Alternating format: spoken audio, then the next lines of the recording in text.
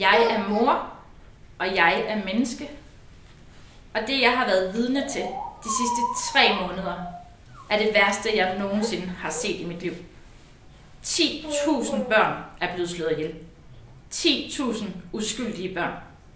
Det kan jeg ikke acceptere som mor, og jeg kan ikke acceptere det som menneske.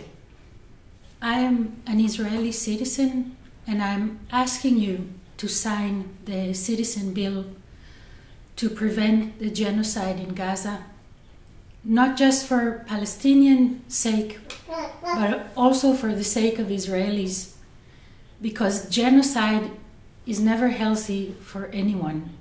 So please stop it. Thank you. Jeg har familie i Gaza. Jeg er palæstinenser, født og opvokset i Danmark. Min fætter har sammen med sin kone 2 børn. En på 3 år og en på 6 år. Derudover venter de et barn. Hun er 5 måneder henne. Hvilken verden er det, vi byder et ufødt barn at komme ind i? Hvorfor fortjener mit barn bedre vilkår end Gazas børn? Jeg er mor til 6 børn. Jeg er uddannet pædagog.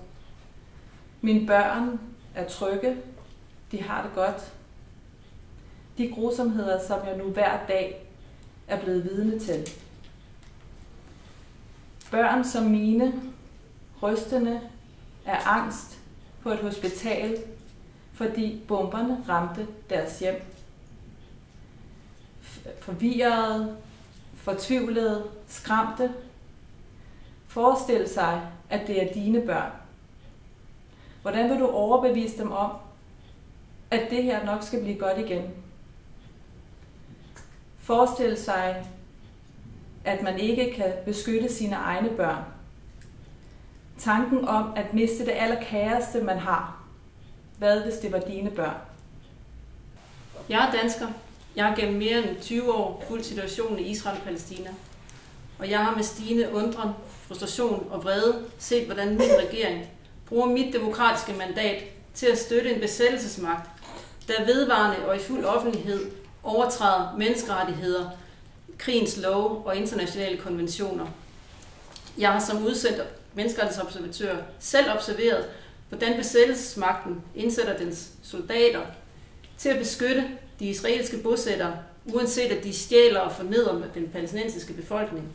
Og jeg har set, hvordan palæstinenserne, der bor i huset ved siden af, får gennemsøgt deres huse kl. 2 om natten for ingen grund. Jeg har set, hvordan små børn ned til 12 år bliver sat i fængsel uden adgang til advokat, uden rettergang og ofte uden at få lov til at ringe til deres forældre. Men det, der sker i Gaza nu, det er så mange gange værre. Jeg kan ikke stillesigende længere se til, at min regering bakker op om en stat, der begår det, der bliver begået i Gaza lige nu. Derfor har jeg været med til at stille et borgerforslag, der skal presse den danske regering til at forhindre og stoppe udviklingen af folkedrabet i Gaza. Lige nu er der faktisk noget, som du kan gøre. Som I hørte før, så er der indgivet et borgerforslag til Folketinget. Et borgerforslag om at stoppe folkedrabet i Palæstina. Det er et forslag, som meget, meget minutiøst angiver, hvad et folkedrab er, og hvorfor der faktisk er tale om et folkedrab. Men det vil vi også kunne få verificeret, eller det vil vi kunne få fastslået i den retssag, som Sydafrika nu har anlagt imod Israel ved den internationale domstol. Det er meget, meget vigtigt, at den retssag bliver vundet. Fordi det, den bliver det, så er der ingen, der længere kan bruge det argument, at Israel forsvarer sig selv i Palæstina. Så er det blevet etableret som et folkedrab. Og det er vigtigt, at man får så mange underskrifter som muligt på vores borgerforslag, som netop siger, at det er det, der foregår. Og som så kan styrke den internationale domstols dom, som så kan sige, at det, der foregår i Israel, eller det, der foregår i Palæstina, det er et folkedrab. Ydermere så kan den internationale domstol lave en øjeblikkelig kendelse, som siger, at Israel allerede nu skal standse krigen i Palæstina. Det vil sige, at så kan vi redde, jeg ved ikke hvor mange tusind børneliv i fremtiden. Så vær venlig at skrive under på vores borgerforslag. Du kan finde det inde på stopfolkedrab.dk.